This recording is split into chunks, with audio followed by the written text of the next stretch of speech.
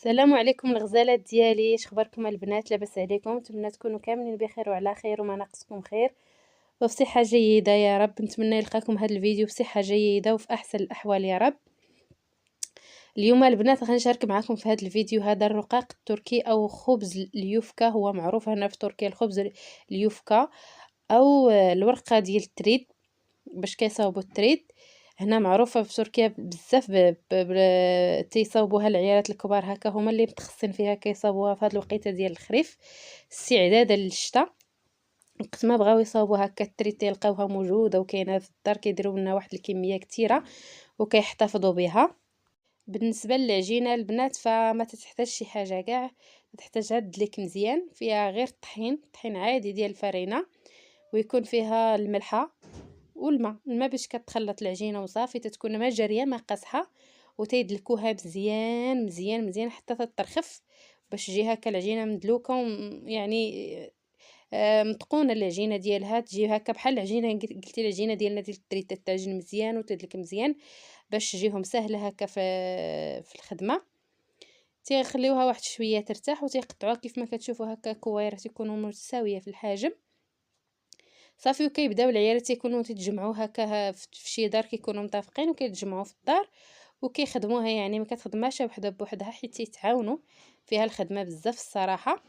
كتبدا الاولى كتبقى تحل فيها بحال هكا كيف ما تشوفوا هنا في الفيديو معايا، كتبدا تحل فيها الاولى باستعمال الطحين. كيستعملوا الطحين ما حدهم كيديروا ليها الطحين وكيدلكوا فيها بالدله كيف ما كتشوفوا. كيستعملوا هما هاد الدلكات اللي كيكونوا هكا رقاق وطوال، والعجينه كتحل كتبقى تحل فيها الاولى وكتعطيها للثانيه، كتكمل ليها الحله يعني كتحلها مزيان حتى كتولي العجينه رقيقه يعني وما تكون متساويه يعني ما مقطعه ما والو صافي. وكتعطيها للتاليه، ملي كتساليها مزيان وكتعطيها اللي مقابله الفراح هكا كيف ما كتشوفوا في الصوره، راه هما ثلاثه العيالات معاونات.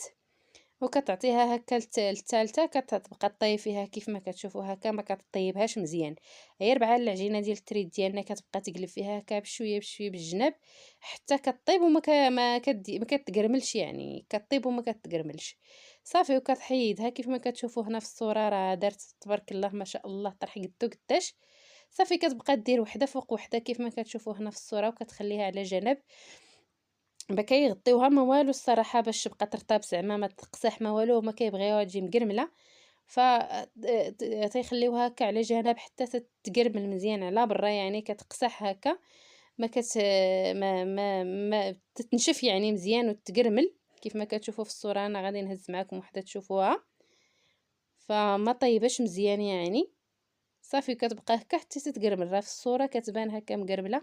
الدري صغيور راه معنا دائما اي حاجه كنديرو فيها حتى هو تيبغي يدير يديه حتى هو يخدم، هادو هما الدراري الصغار صافي. غادي يستمروا هكا بهاد الطريقه هذه حتى كملوا العجينه كامله. الصراحه خدات ليهم الوقت بزاف، يعني نص نهار الاخر كامل وهما خدامين فيها. وهنا ملي سالاو هذاك الورقه ديال التريد كما قلت لكم راه تيخليوها هكا وتيطرفوها الشتا كامل وهما كيخدموا بها. وقت ما بغاو يديروا التريد تيجبدوا ديك الورقه يهرسوها هكا في الطبسيل وكيسقيوها بالمرق ديال الدجاج ولا اللحم ولا اللي دايرين صافي وكياكلوها. هذه هي هو التريد ديالهم، شي نهار ان شاء الله نشاركو معكم. هنا كيف ما كتشوفوا في الصوره راه كيصاوبوا في واحد الاكله زوينه الصراحه، مشهوره هنا في تركيا. هذيك نفس العجين نيت ونفس الورقه تيسرحوها مزيان وكيعمروها هنا داروا جوج حشوات باش عمروها. درنا البطاطا هكا مسلوقه ومخلطه مع شويه ديال الملحه والهريسه والبصله الخضاريه مقطعه رقيقه مخلطه مع الجبن، وتيعمروهم بهم بحال هكا بشحال الشكل ديال البيضه صافي. وكي وكطيبوها نفس الشيء يعني كطيب هكا فوق الفراح هكا حتى كطيب وكيحطوهم هكا كيف ما كتشوفوا راهم حاطاها هنا في سميتو في الطبسيل في الجنب حدا الطبله. كتحطهم وحده حدا وحده وتتغطيهم باش يبقاو دافين. جات الصراحه بنينه وزوينه بحال قلتي المسمن ومعمر هكا بالحشوه ديالو بحال هكاك تقريبا بحال هكاك، وتتستعمل الزيت هكا ملي تكون طيب فيها. جات يعني زوينه بزاف والله الا جا المذاق ديالها رائع وزوينه بزاف. المهم هذا هو الفيديو بغيت نشارك معاكم، يعني أنا شفتهم فاش بغاو يصاوبوا هاد التريد هذا وهاد الشي. صراحة أنا ما كنعرفش ليه الصراحة، وما عمرني شفتهم صاوبوه ولا والو. أول مرة بغيت نشوفو وقلت علاش لي ما نشاركش معاكم ونصور الفيديو ونشارككم حتى نتوما هاد الفيديو هذا، وتعرفوا حتى نتوما على التقاليد ديال الأتراك وتستافدوا حتى نتوما منهم. يعني ونطعم علينا الفائدة كاملين، يعني نتعرفوا على التقاليد ديال الناس الآخرين وهذا. فهذا هو التريد ديالهم الصراحة، ساهل ما صعيب ما والو، ما فيه لا تمارة لا والو. كيصاوبوا العجينة وكيورقوها، واخا نهار الأول فاش كيصاوبوها كيضربوا فيها التمارة نيت حتى يضلوا النهار كامل هما جالسين هنا حدا الفراح وخدموا سرح يا ما تسرح وهما خدامين فيها، ولكن كتبقى عندهم الورقة يعني الشتا كاملة، كتقدر تبقى العام كامل هاد الورقة ما تخسر ما والو، ما يلوحوها ما والو. غير كيغطيوها هكا بواحد المنديل صافي وتيطرفوها في شي بلاصة هكا تكون دافية وصافي. واخا تتقساح واخا تيبس ما تيلوحوها ما والو، يعني كيف ما قلت لكم ملي كيبغيو يديروا التريد فغير تيصاوبوا داك المرق ديال التريد صافي، وتيحطوها هكا في الطبسيل وكيهرسوها التفرتوت وتيسقيوها صافي. ملي كتسقى تتولي هكا ترطاب، يعني كترطاب ما كتبقاش قاصحه، كتعجن صافي تياكلوا شي نهار ان شاء الله نشارك معكم التريد ديالهم. المرق وهذا تا هو راه ما فيه لا تماره لا والو، ماشي بحالنا تبغي ديري التريد العطريه ها المساخن ها هادي شحال ديال تماره فيه وشحال شحر يا ما تشحر. هما كلشي عندهم ساهل مهل الصراحه، هما ما تياكلوش العطريه، تيديروا داكشي خفيف وتيجي ساهل في ساعات يوجد وتياكلوه. هنا راه كيطيبوا في هاد الاكله هادي، راه مازال كيطيبوا فيها سميتها الكزلامه.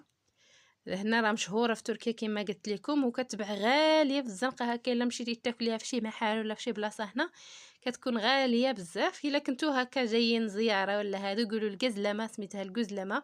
هنا راه معروفه في تركيا، وتيكون العيالات الكبار اللي كيخدموها هكا في المحلات كيصرعوها مزيان. زوينه الصراحه وتتجي بنينه، فيها واحد البنيه سلام الصراحه. صافي هذا هو الفيديو ديالنا، نتمنى انه ينال الاعجاب ديالكم البنات، واللي كيشاهدني لاول مره ما يبخلش عليا باللايك ديالو والاشتراك في القناه، فضلا وليس امرا. وما تبخلوش عليا بالتعاليق ديالكم الجميله. خليوا لي التعليق ديالكم تحت الفيديو هنا، وقولوا لي اش من نوع ديال الفيديوهات اللي بغيتو نشارك معكم، ولا اش من نوع ديال الاكلات هكا والعادات ديال الاتراك. المهم اي حاجه بغيتوها تعرفوها هنا على الاتراك وعلى الحياه ديالهم والاكلات ديالهم، يعني العوايد ديالهم ولا اي حاجه قولوها لي هنا تحت الفيديو، انا نشاركها معكم ان شاء الله. وشكرا لكم بزاف، وإلا عجبكم الفيديو قولوا لي في لي كومونتير واش عجبكم ولا ما عجبكمش. المهم ومع السلامة، وخليت لكم الراحة إن شاء الله، وبسلامة عليكم، ونتلقاو في فيديو قادم إن شاء الله، وإلى اللقاء.